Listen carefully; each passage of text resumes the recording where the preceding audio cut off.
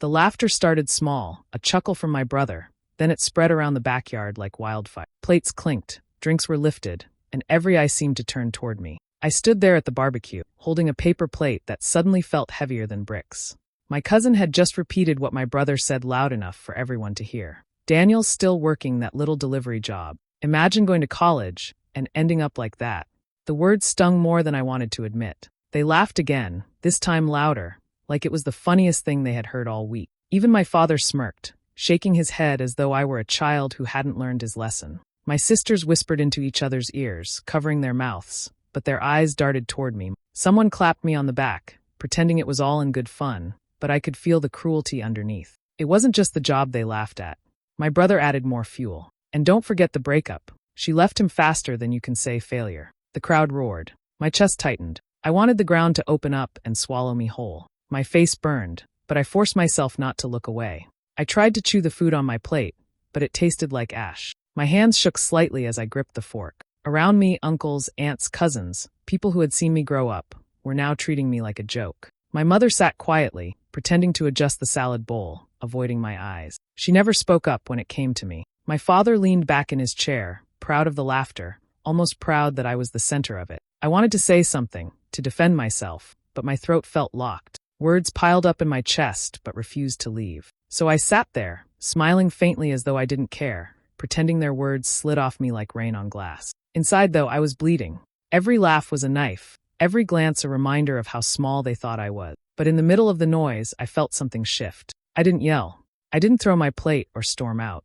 I just sat straighter and looked at each of them, one by one. I let their laughter wash over me, but behind my silence, a fire started to grow. I wasn't going to forget this moment. Not the taste of humiliation, not the smirk on my father's face, not the way my brother raised his glass to toast to my failures. I forced myself to keep calm, but my eyes must have told a different story. Because when I finally looked up, I noticed my cousin's smile falter for just a second, as if he saw something in me that the others missed. I wasn't broken. I wasn't finished. That night, I would go home in silence, but in my silence was a promise. They thought they had laughed at the end of my story. They didn't know. It was only the beginning. Daniel Carter was 32 years old, but most days he felt much older. Life had pressed down on him in ways he didn't expect. He was hardworking, always had been, but no matter how much effort he put in, it seemed like people, especially his own family, never saw him for who he truly was. To them, he was the one who tried and failed, the one who never quite measured up. Growing up, Daniel's father ruled the house with a heavy hand. His father believed success meant power, money, and respect from others, and he demanded the same from his children. Daniel's older brother fit that image perfectly. Strong, loud, confident, the kind of man who could charm people at a party and walk into a room like he owned it. His sisters were no different, polished, successful in their own ways, and always eager to brag about it. But Daniel was different. He was quieter, softer in spirit, someone who preferred books to arguments, someone who tried to build things carefully rather than force them into shape. For that, his father often dismissed him, saying, "You're too soft, Daniel. You'll never make it in this world with that attitude." His mother never defended him. She loved him in her quiet way, bringing him food when he stayed up late studying or slipping a little cash into his pocket when he was broke. But when his father criticized him, she stayed silent. Her silence cut deeper than the words. It felt like she agreed with his father, or worse, that Daniel wasn't worth speaking up for. Daniel tried to prove himself. After college, he started a small business with every bit of savings he had. It was a delivery service, something he believed could grow. For a while it looked like it might work. He worked long nights, skipped meals, and poured his heart into it. But when the economy shifted, the business crashed. He lost everything, his money, his confidence, and most painfully, the respect of the family who never believed in him in the first place.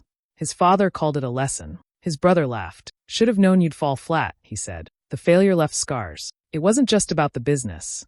It was about how Daniel began to see himself. He started to believe maybe his family was right.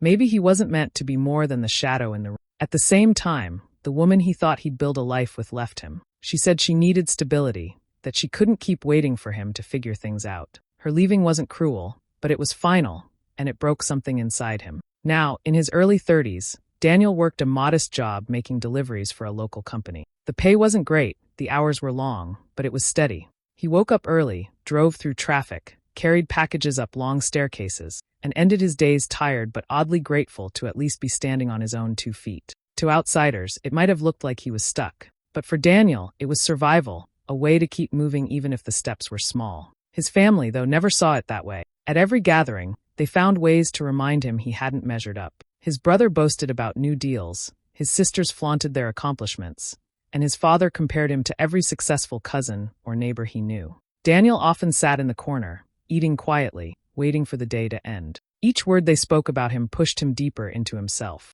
Still, he never stopped trying, even if it was in silence. Inside, Daniel longed for something simple, not riches or fame, but respect. He wanted dignity, to stand in a room with his family and not feel like the smallest person there. He wanted freedom from the shadow of his father's voice, freedom from the memory of failure that clung to him, freedom from the shame that had followed him like a second skin. He dreamed of rebuilding his life, brick by brick. Maybe not in ways they would ever understand, but in ways that mattered to him. Even when the nights were long and his paycheck felt too small, he told himself that as long as he kept moving, something would change. That was why the laughter at the barbecue cut so deeply. It wasn't just about the jokes or the humiliation in front of cousins and neighbors. It was about years of being overlooked, years of being treated like a disappointment, years of carrying failure on his shoulders without anyone seeing how hard he was fighting to stand. That night, as he drove home after the barbecue, the thought repeated in his head like a drumbeat. He wanted more than survival. He wanted to be free.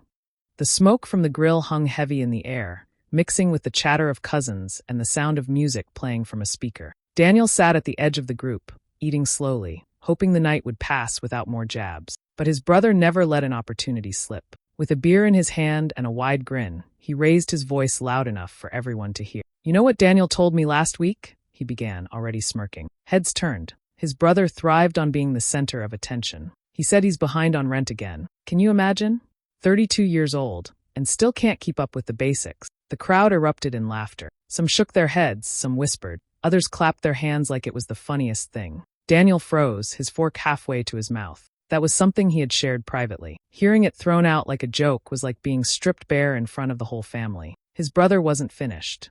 And get this, he's been driving that old delivery van that breaks down every other week. I swear, if you ever need an exercise program, just follow Daniel around while he pushes that thing uphill. More laughter.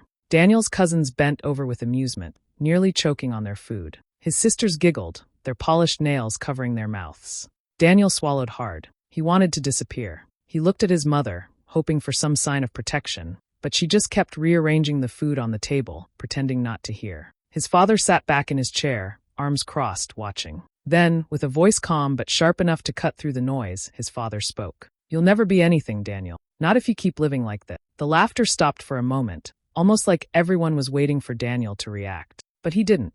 He couldn't. His chest felt heavy, his heart pounding so hard it echoed in his ears. He tried to take a breath, but the words stuck like stones inside him. He could have fought back. He could have shouted, thrown his plate, demanded respect. Instead, he placed his fork down, folded his napkin carefully, and stood. His brother called after him, "Hey, don't be so sensitive. We're just joking." But Daniel didn't turn. He walked out of the backyard, past the rows of chairs and tables, past the laughter that rose again behind him, and kept walking until he reached his car. The drive home was quiet, the kind of quiet that presses against your skin. He kept seeing their faces, the way they had laughed without hesitation. His father's voice repeated in his head, "You'll never be anything." It felt final, like a stamp on his life. Yet, somewhere deep inside, another voice whispered that maybe this wasn't the end. Maybe it could be the start. When he reached his small apartment, Daniel didn't switch on the light right away. He sat in the dark, breathing slowly, letting the silence wrap around him. He didn't cry. He didn't break. He just sat, his mind replaying the night like a broken record. Then, just past midnight, his phone buzzed. He almost ignored it, thinking it was one of his cousins sending a meme. But when he looked, it wasn't. It was an email. He opened it, eyes scanning the words carefully. A company he had applied to weeks ago, something bigger than deliveries, something that matched his skills, was inviting him for an interview. His heart skipped.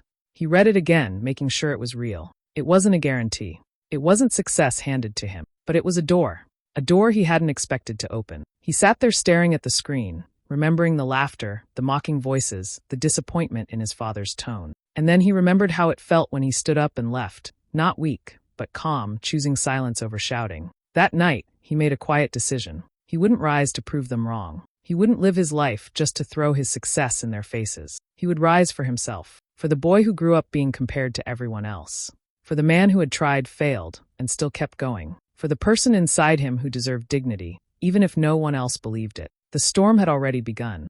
The morning of the interview, Daniel woke up before dawn. His small apartment was quiet, the walls thin enough to hear his neighbors moving around, but inside his place it was just him and his thoughts. He pressed his one good shirt, polished his shoes until they shone, and stood in front of the mirror practicing his answers. His reflection stared back at him, tired but determined. For the first time in years, he felt like maybe he had a chance to climb out of the hole he'd been stuck in. The interview went better than he expected. He spoke clearly, explained his ideas, and listened carefully. When he walked out of the building, the city air felt lighter. A week later, the email came, "We'd like to bring you on board." Daniel sat at his kitchen table staring at the screen, barely able to believe it. It wasn't the highest-paying job in the world, but it was steady, professional, and most importantly, a step forward. From that moment, he threw himself into the work. He stayed late in the office, studied things he didn't understand, and volunteered for projects others didn't want. He was the first one in, and the last to leave, determined not to waste the chance. He lived simply, no parties, no extra spending.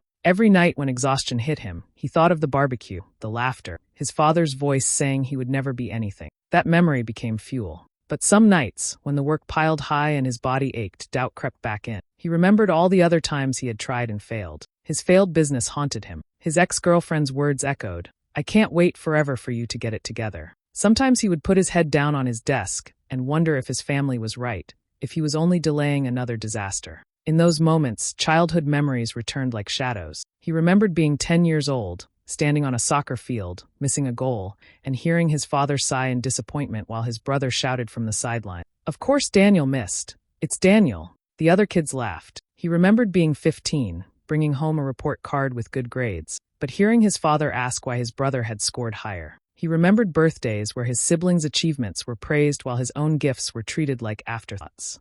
It was a lifetime of being compared, mocked, and pushed aside. Those memories could have broken him, but instead they hardened into something else, quiet strength. He told himself, "Not this time. I will not fail this time." Meanwhile, his family carried on as if nothing had changed. At dinners and gatherings, they spoke about him in half-jokes.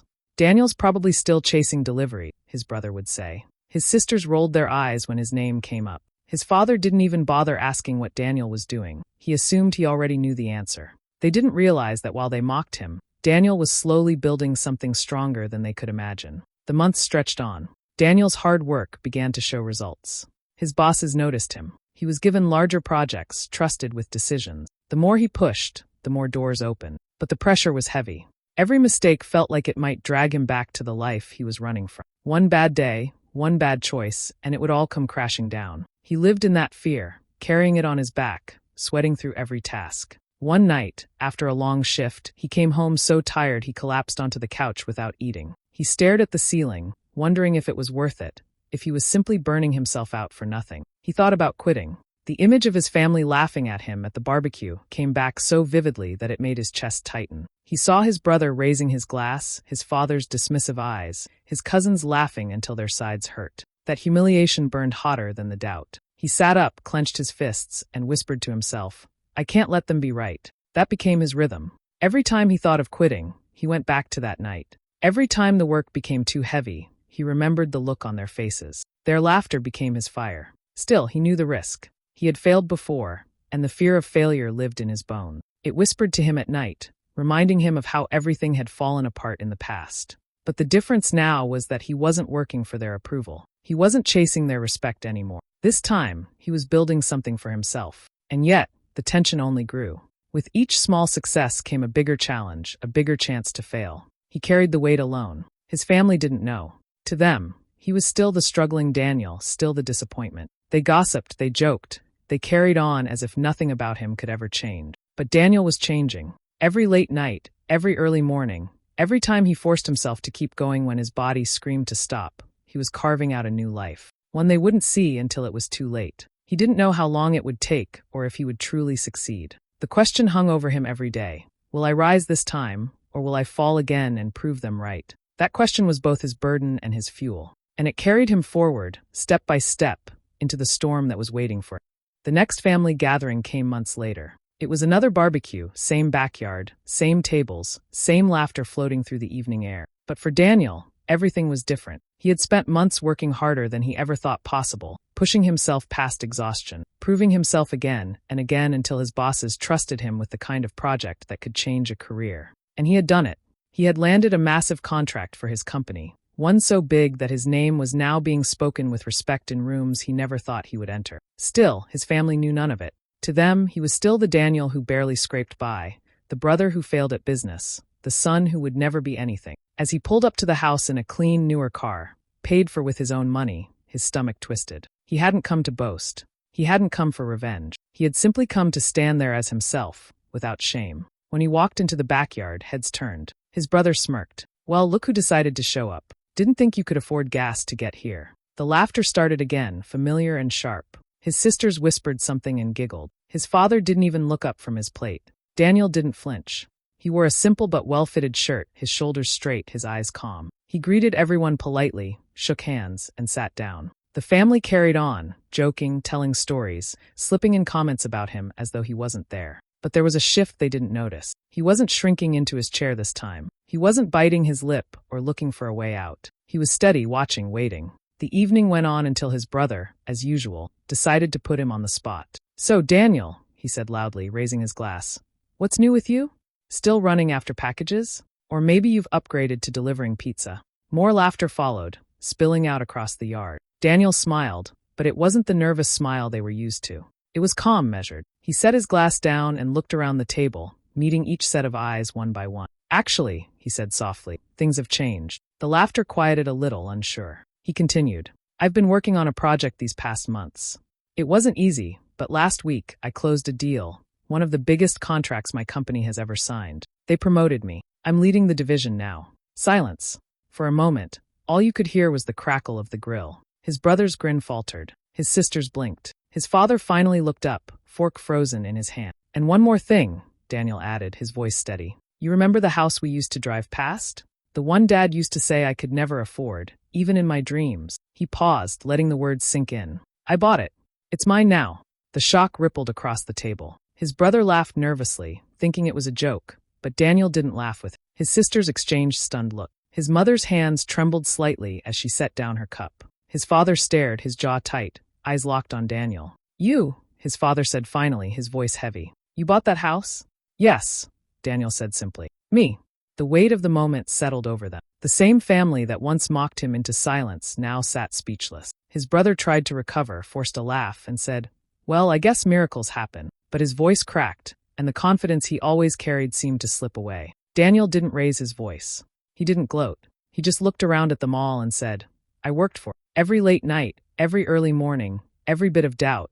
I faced it all. And I made it through." For once, no one laughed. His father leaned back slowly, his face pale. His mother blinked quickly, as if holding back tears. His cousins whispered, but the usual mockery was gone. The power in the room had shifted. Daniel wasn't the joke anymore. He wasn't the quiet shadow sitting at the edge of the table. He was standing in front of them, calm, confident, and unshaken. The silence stretched long enough for Daniel to finish his drink. He stood, not angrily, not with pride, but with peace. "I didn't come here to prove anything," he said finally. "I just came to show you that I know who I am now. And I don't need anyone's permission to live with dignity." His father's jaw tightened, his lips parting like he wanted to speak, but no words came out. For the first time, Daniel watched his father speechless, and it felt like the ground itself had shifted beneath them all. "Would you like me to make Daniel's achievement the house purchase as written, or would you rather I build the climax around his business success alone, like him secretly becoming his brother's competitor and revealing it at the table?"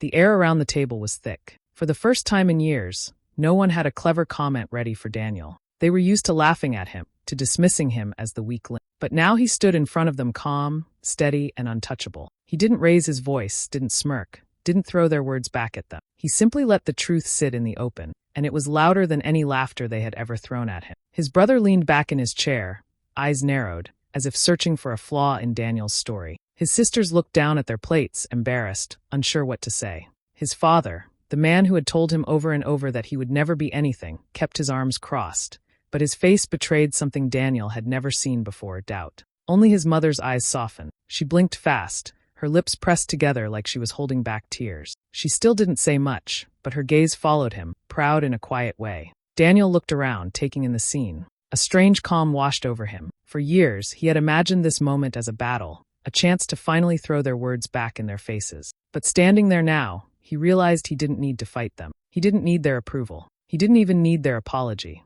He had already won, not because of the house or the job, but because he had freed himself from the weight of their judgment. "I'm not here to shame anyone," Daniel said gently. "I just wanted you to know I'm fine. Better than fine, actually. And the truth is, I don't need anyone here to tell me who I am anymore." His brother scoffed under his breath, trying to recover his confidence, but it sounded weak. His sisters shifted uncomfortably. One of them muttered, "Good for you, Daniel," though her voice carried both envy and regret. But his youngest sister, who had always been quieter than the others, looked at him different. She smiled, small but genuine, and said, "I'm proud of you." Those words settled on him like balm. They weren't loud, they weren't dramatic, but they were real. Daniel nodded, offering her a smile back. He finished his drink, stood straighter, and looked toward his father. For a moment, he thought his father might finally say something kind, but the old man only pressed his lips tighter, his pride too heavy to set down. And that was okay. For the first time in his life, Daniel felt peace in his father's silence. He didn't need the man's approval anymore. He didn't need to keep fighting for scraps of respect. He had already given it to himself. He turned toward the group, his voice calm. "I wish all of you well. Truly. I just want you to know that I'm not the same person you laughed at before, and I never will be again." With that, Daniel stepped away from the table. He didn't storm off, didn't slam a door, didn't demand apologies. He simply walked away, carrying himself with quiet dignity. The family watched him go, each of them processing the shift in their own way. Some ashamed, some jealous, some proud, and one man completely undone by the truth that his son had risen without his help. As Daniel reached his car, he breathed deeply. The night was cool, the stars sharp in the sky. For the first time in a long time, he felt light, as if he had set down a burden he'd carried his whole life. He didn't need to prove anything anymore. He didn't need to fight for their respect. He was free. And that freedom was worth more than any laugh, any insult, any approval they had ever withheld. Do you want the resolution tone to lean more bittersweet, with Daniel still aching for his father's love, or more triumphant, complete release and empowerment, no lingering pain? Later that night, Daniel sat alone on the porch of his new house. The neighborhood was quiet, the kind of quiet that felt safe. He leaned back in his chair, looking up at the sky, the stars scattered like tiny promises above him. The air was cool, carrying the faint smell of cut grass, nothing like the heavy smoke of the barbecue where his family had laughed at him months ago. He thought about everything that had happened, the humiliation, the silence he carried home that night, the long hours, the doubt, the fire that had pushed him forward. He thought about his family's faces when he told them the truth. Some ashamed, some jealous, his father silent, his youngest sister proud. For the first time, those reactions didn't weigh on him. They didn't matter as much as they once did. Because here, sitting alone in peace, he finally understood something. His worth had never belonged to them. It had never been measured by their laughter or their cruel words. It had always been his, waiting for him to claim it. He smiled to himself, not out of pride, but out of relief. The boy who once crumbled under their jokes was gone. The man sitting here now knew that dignity didn't come from their approval.